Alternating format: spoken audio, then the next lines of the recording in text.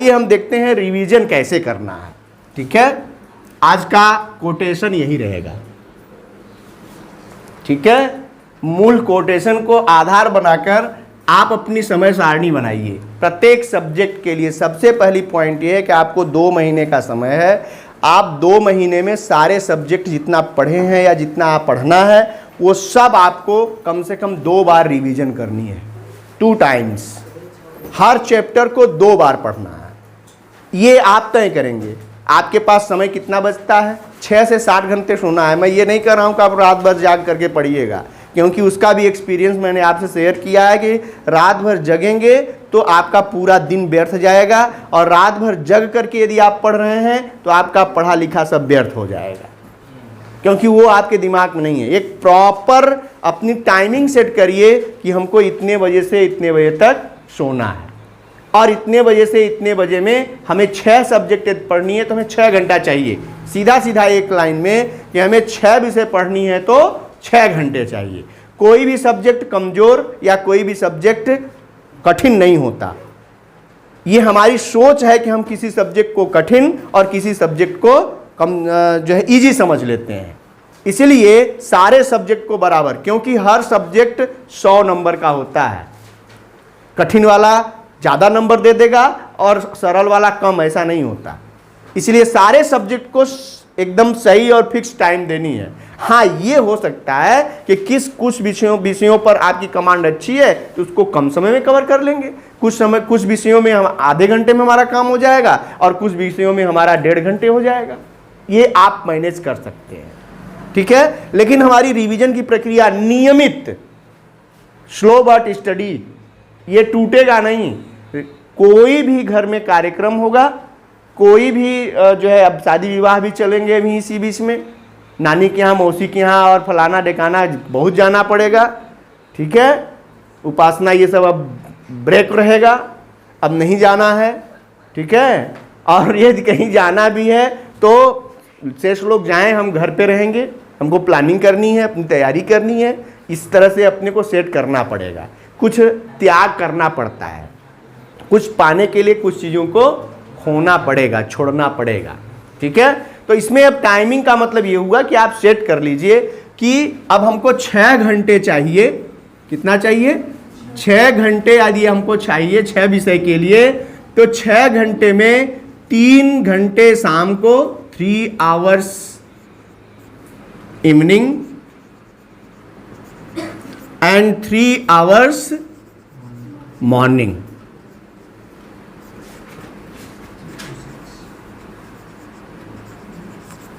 अब देखो, ये 2 टाइम हमने दी। 2 टाइम इसलिए दिया क्योंकि भाई कंटिन्यू 3 घंटा पढ़ना ये अपने आप में एक मायने रखता है। उसे पढ़ने वाले विद्यार्थी यदि आदत डाल लें तो 8-8 घंटे, 10-10 घंटे कोई मायने नहीं रखता। लेकिन मैक्सिमम 3 घंटे आप कंटिन्यू अपने को बांधिए, क्योंकि अभी आप ये भी कह लीजिए कि भी छोटी क्लासेस में है, एकाएक बर्डन दे दिया जाएगा तो पता चला कि आप पढ़े तो 1-1 महीना, उसके बाद हॉस्पिटल में पानी चढ़ने लगा तो क्या होगा भाई? हम health is wealth, health is wealth. पहला स्वास्थ्य, क्योंकि स्वास्थ्य ही धन है। यदि हम स्वास्थ्य मजबूत होंगे, आप कभी भी समझौता मत करिएगा कि स्वास्थ्य को डिस्टर्ब करके पढ़ाई करनी है, क्योंकि स्वास्थ्य को डिस्टर्ब करके पढ़ाई कर लिया तो उस पढ़ाई का मतलब नहीं निकल पाएगा। इसीलिए मैंने कहा कि पहले आप इसके अलावा 6 घंटे स्टडी में, तो आपको 6 to 7 ये आपको स्लीपिंग चाहिए, नींद चाहिए। ये इससे कम सोना भी नहीं है।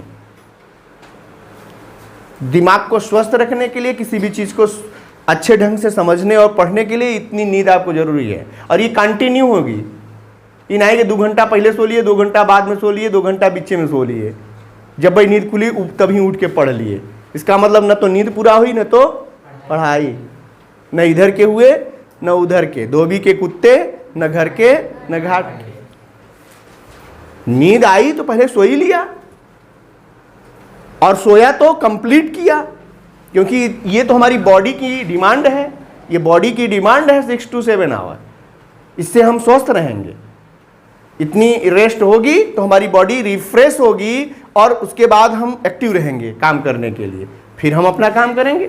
तो 6 to 7 स्लीप के लिए खाने पीने का अपना निकाल लो और 6 घंटे हमारा केवल पढ़ने हैं। इसीलिए हमको इसको ही फोकस इसलिए किया क्योंकि it is more important than it. ये अधिक महत्वपूर्ण है। इससे नींद आ रही है और आपने सोचा कि नहीं इसको पढ़ना ही है और इसको छोड़ करके आपने इसको कंप्लीट करना शुरू किया, तो ये कम न ये होगा न वो होगा। इसलिए ये ज़्यादा इंपॉर्टेंट है, इसको आपको कंप्लीट करके और इसको लेना है। अब इसको 6-7 यानी 6-6 12 घंटे आपको घर पे चाहिए। 24 घंटे में 12 घंटे आप अपना निकाल लीजिए कि ये फिक्स है, उसके बाद का समय आगे पीछे सेट कर लीजिए। यदि इससे ज़्यादा ये नहीं मैनेज हो पा रहा है, इसका मतलब आप किसी न किसी समझौते में हैं, तब आपका डिस्टर्ब हो जाएगा। क्योंकि रिवीजन करने के लिए अब ये 2 महीने का जो समय बचा है, अभी तक जितना आपने पढ़ा था उन सारी चीज़ों को रिवीजन करने के लिए दिन समय पर अपने शेड्यूल बना दो एकदम। जैसे घर इस विद्यालय में घंटी लगती है तो घंटी के हिसाब से वो सब्जेक्ट बदल जाते हैं, वैसे ही तुम अपने दिमाग में घंटी लगा लो ना। समय हुआ, ये अधूरा है, इसको छोड़ो, अब इसको कल करेंगे, नेक्स्ट। इससे क्या होगा, आप थकेंगे भी नहीं। Change of the work is a kind of rest. एक सब्जेक्ट को 1 घंटा पढ़ लिए और उसको जरूरत वो हो गई, उसको यदि आप बदल दिए तो उसे थकान नहीं होती। कंटिन्यू एक ही विषय को 2-3 घंटे पढ़ोगे थक जाओगे। चेंज करके पढ़ोगे तो वो क्या होगा, टेस्ट चेंज होता है, तो उसमें क्या होती है, टायर्डनेस नहीं आती। ठीक है, थकान पर वीडियो बनाया था ना उस दिन, तो देख लेना। अब आइए 3 घंटे शाम को और 3 घंटे सुबह। अब ये 3 घंटा सुबह और शाम में अधिक इंपॉर्टेंट कौन है, हाईएस्ट। ये 3 घंटा सुबह वाला बड़ा इंपॉर्टेंट है। ये नहीं कि आप 6 घंटे रात में जाकर पढ़ लिए और सुबह कोई मतलब नहीं है। ये 3 घंटा, बल्कि यदि इसमें 3 की जगह 2 हो जाए तो ये ठीक है। ये 3 की जगह 2 और ये 3 की जगह ये और बेहतर होगा। अब ये आप अपना डिसाइड करेंगे, इसीलिए मैं आपके ऊपर छोड़ रहा हूं। मैं केवल एक जो है वो दे रहा हूं, फॉर्मेट दे रहा हूं आपको। ये आप तय करिए कि ये क्या होगा, ये 2 घंटा शाम और 4 घंटा सुबह होगा, या 3 घंटा सुबह 3 घंटा शाम होगा।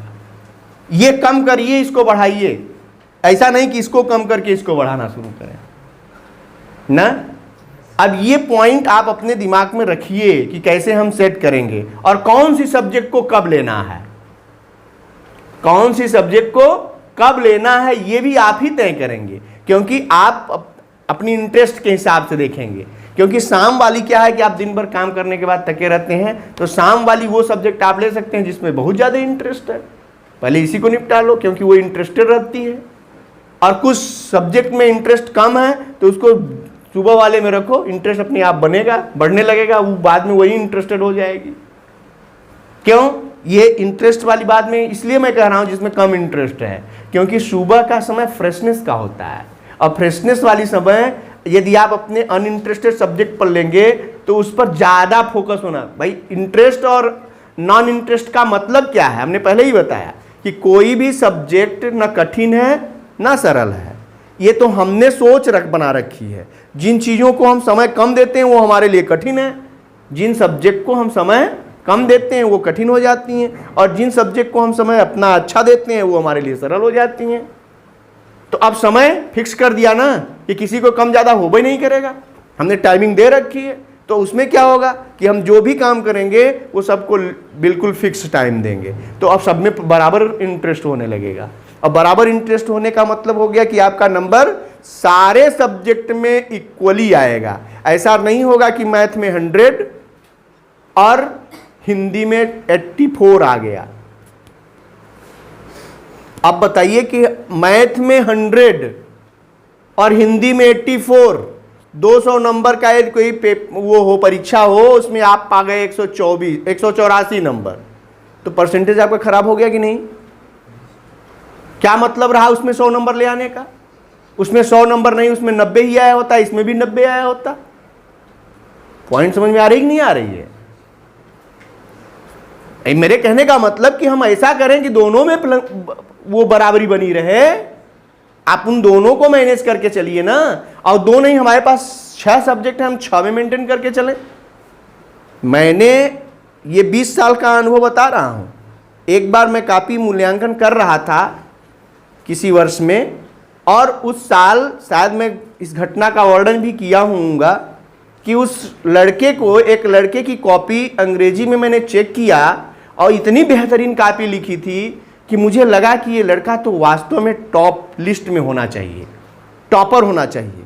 मेरे अंदर जिज्ञासा आ गई कि इस बच्चे का, यूपी बोर्ड माध्यमिक शिक्षा परिषद की इंटरमीडिएट की बोर्ड की परीक्षा की कॉपी थी, हमने उस लड़के का रोल नंबर स्पेशल नोट किया कि मैं इस बच्चे का देखूंगा कि हर सब्जेक्ट में क्या है, क्योंकि इंग्लिश की कॉपी में चेक कर रहा था, बाकी शेष सब लोग अब अलग अलग विषय की अलग अलग जगह कॉपियां चेक हो रही थी, लेकिन जिज्ञासा बनी थी कि इस बच्चे के बारे में जानूं, क्योंकि ये बच्चा, मैंने उसको जो है 98 यानी 100 में 98 नंबर उसका था, ठीक है, यानी कहीं से नंबर कटने लायक नहीं। एक जगह ग्रामेटिकल कुछ मिस्टेक्स थी, एक नंबर मैंने काटा था, इसीलिए 50 में 49 नंबर मेरा था, और एक फर्स्ट पेपर, पहले 2 पेपर हुआ करते थे तो उसमें भी वो 49 नंबर पाया था। जब मैंने रिजल्ट देखा तो देखा कि दोनों मिला के उसके 98 हैं। फिजिक्स में 96, केमिस्ट्री में 96 या 98 ऐसे ही इर्द गिर्द था, और मैथ में 100। और वही लड़का हिंदी में, मात्र हिंदी में 84 नंबर पाया था। इसकी वजह से जानते हो, उसकी पूरी मेरिट चौपट हो गई थी। यूपी बोर्ड की मेरिट लिस्ट में उसका कहीं नाम नहीं था। क्यों? सारे सब्जेक्ट, फिजिक्स में अच्छा, केमिस्ट्री में अच्छा, मैथ में अच्छा, इंग्लिश में, इवन इंग्लिश में भी वो अच्छे मार्क्स लाया था। 98% नंबर रहा होता। यदि 98 कहीं उसका हिंदी में भी होता तो वो यूपी बोर्ड की मेरिट लिस्ट का स्टूडेंट था। ये एक एक नंबर कितने मायने रखते हैं, ये वहां पहुंचने के बाद समझ में आता है। उसने फिजिक्स, केमिस्ट्री, मैथ और इंग्लिश को अच्छा समय दिया और हिंदी को उसने हल्का समझा। क्यों भाई? होता है ना, ये हिंदी सब्जेक्ट कॉमन, अरे बहुत सरल है, इसको तो ऐसे ही पढ़ के दे लेंगे। एक कॉमन थिंकिंग बता रहा हूं। जैसे आप ड्राइंग पढ़ते हैं, ड्राइंग को बड़े हल्के में लेते हैं। ड्राइंग ने बिगाड़ दिया छोटी का 2 नंबर। इस ड्राइंग ने 2 नंबर जीवन भर खलेगा, उसको नहीं, मुझे खलता है। इस ड्राइंग ने उसका 2 नंबर खा लिया, बल्कि इसको हम वो क्या कहते हैं, संस्कृत दिलवा दिए होते तो उससे बेहतर नंबर आता। इस 2 नंबर की वजह से उसकी पूरी मेरिट, भाई अब ये ऐसा नहीं है मार्क्स मायने नहीं रखते, मैं पहले ही कह चुका हूं। Marks has no importance in life, but उसमें यदि कहीं खोट रह जाती है तो जीवन भर खलेगा। वो न हो आपके साथ, उसी को बचाने की जरूरत है। 92-93% मायने नहीं रखता, 98% मायने नहीं रखता। मायने ये रखता है कि थोड़ी सी कसर रह जाएगी तो वो जीवन भर पिंच करती है। इससे हम बचें, हम अपनी प्लानिंग के हिसाब से काम करें। इसीलिए मैंने कहा उस बच्चे को कितना खल रहा होगा जिसका 84 केवल हिंदी में आ जाने से उसकी पूरी मेरिट खराब हो गई यूपी बोर्ड में। जबकि मैंने उसकी जो है वो तय किया था मूल्यांकन के ही दौरान, मैंने ही नहीं, मेरी जो मूल्यांकन के दौरान जितने टीचर्स हमारे साथ कॉपी चेक कर रहे थे सबने उसको चेक किया। यहाँ तक कि उसमें डीएचई एक प्रिंसिपल साहब थे, उनको भी मैंने कॉपी दिखाई। सबने ये तय किया था कि ये बच्चा बिल्कुल मेरिटोरियस है, इसकी अच्छी कॉपी है और ये बच्चा इस बार का यूपी बोर्ड का स्टूडेंट बनना चाहिए। लेकिन कहीं ना कहीं उसने कमजोरी की, हिंदी को उसने हल्के में लिया तो हिंदी ने उसको हल्का बना दिया। जिसे आप हल्के में लेंगे वो आपको हल्का बना देगा। इसलिए एवरीथिंग इज इंपॉर्टेंट। एक एक पॉइंट, हर एक चीज उतनी ही महत्वपूर्ण है जितना कि बोर्ड परीक्षा का कोई क्वेश्चन। इसीलिए मैं एक ट्रिक देता हूं पढ़ाते समय, क्या कि जो क्वेश्चन आपका गलत हुआ उसी को आप मानिए कि ये परीक्षा का क्वेश्चन है।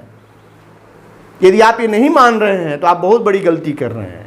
वही बोर्ड परीक्षा का क्वेश्चन है जो आपका गलत हो गया। जो सही हो गया उस पर इतराइए मत, क्योंकि वो परीक्षा का क्वेश्चन नहीं है। हो जाए परीक्षा में वो भी क्वेश्चन आ जाए, हम बेहतर कर लें, वो ठीक है। हमारी जो थिंकिंग हो वो क्या हो कि हमारा जो क्वेश्चन गलत होता है वही क्वेश्चन परीक्षा का, बोर्ड परीक्षा का क्वेश्चन है। जब हम ऐसा सोचेंगे तो वो कभी गलत नहीं होगा, उसको हम बार बार सेट करने का प्रयास करेंगे तो बेहतर होंगे ना। जो गलत हो रहा है उसी को हम सेट करेंगे तो बेहतर हो गया कि नहीं हो गया। तब तो 100% में चल रहे हैं हम। 89, 98 या 99 की बात नहीं कर रहे हैं, हम 100% की बात करें कि हम 100% फोकस करते हैं। जो आएगा वो अलग की बात होगी, हमारी बात 100% की होनी चाहिए। इसीलिए इन समय को आप ध्यान दीजिए कि 2 घंटे आपको सुबह शाम को इवनिंग में, और 4 घंटे सुबह। 4 घंटे सुबह वाली जो टाइमिंग होती है वो मेमोरी के लिए बड़ी अच्छी टाइम होती है, भोर वाली जिसको टाइम कहते हैं। पुराने भी समय में और पढ़ाई के लिए स्पेशली आप जब भी कहीं देखेंगे ना तो ये सुबह वाली मेडिटेशन करने का समय क्या होता है, भोर में 3 बजे से शुरू हो जाता है। 3 बजे से, ये भोर का मतलब ये मत समझो 4 बजे या 5 बजे भोर होता है। 3 बजे से, सुबह के 3 बजे से आपका भोर शुरू है, यानी आप मेडिटेशन के लिए तैयार हो सकते हैं। 3 बजे से आप मेडिटेशन में लग जाइए। 4 3 7, 4 घंटा लेना है तो 4 बजे से 3 बजे से 7 बजे तक ले लीजिए। या यदि आपको जो है सुबह शाम को भी 3 घंटे शाम को और सुबह भी देना है तो आप 3 बजे से 6 बजे तक ले लीजिए, सवेरे और कोई काम हो तो, है कि नहीं है। इनको आपको सेट करना पड़ेगा, ये आप अपने हिसाब से, ऐसा नहीं है कि मैं आपका सेट कर दूंगा, ये सब प्लानिंग आपको करनी पड़ेगी। और इसकी समय सारणी बना करके कि इतने बजे से इतने बजे तक ये विषय, इतने बजे से इतने बजे तक ये विषय पढ़नी है, एकदम इस पर स्ट्रिक्ट हो जाइए। दरवाजा बल्कि बंद कर लो, यदि कहीं अलग से रूम है तुम्हारा स्टडी रूम तो बंद कर लो और सबको हिदायत दे दो कि मेरी ये टाइमिंग है, खाने पीने की ये टाइमिंग होगी, पढ़ने की ये टाइमिंग, सोने की ये टाइमिंग होगी। एकदम फिक्स कर दो, अपने आप को बांध दो, देखो एकदम स्मूथ। 1-2 दिन हो सकता है ऑड लगे, 2-4 दिन समय सेट करने में लगे, 1-8 हफ्ते लग सकता है, लेकिन 1 हफ्ते के बाद आपको खुद लगेगा कि नहीं अब बेहतर है। 1-2 दिन में हो जाएगा, सेट करके देखो। और ये प्लानिंग के साथ करिएगा तो सब सेट रहेगा और सारी चीज़ रिमाइंड होगी, सारी चीज़ रिवीजन हो जाएगी। और कौन सी चीज़ कैसे करनी है इसको तो अभी पढ़ाया ही जा रहा है, अभी तो 2 महीने का टाइम है। आपको बहुत सारी टिप्स दूंगा कि बोर्ड परीक्षा में जाते जाते लगेगा कि बोर्ड परीक्षा तो बिल्कुल मक्खन है। भाई ऐसा ही होना चाहिए ना, हेडेक टेंशन मुक्त परीक्षा ऐसी देनी है कि परीक्षा नहीं, अब हम यहाँ जो है वो देने आए हैं, अब बेहतर करके जाएंगे। ऐसी मानसिकता में हमको एग्जाम देने जाना है, हेडेक लेकर नहीं जाना है।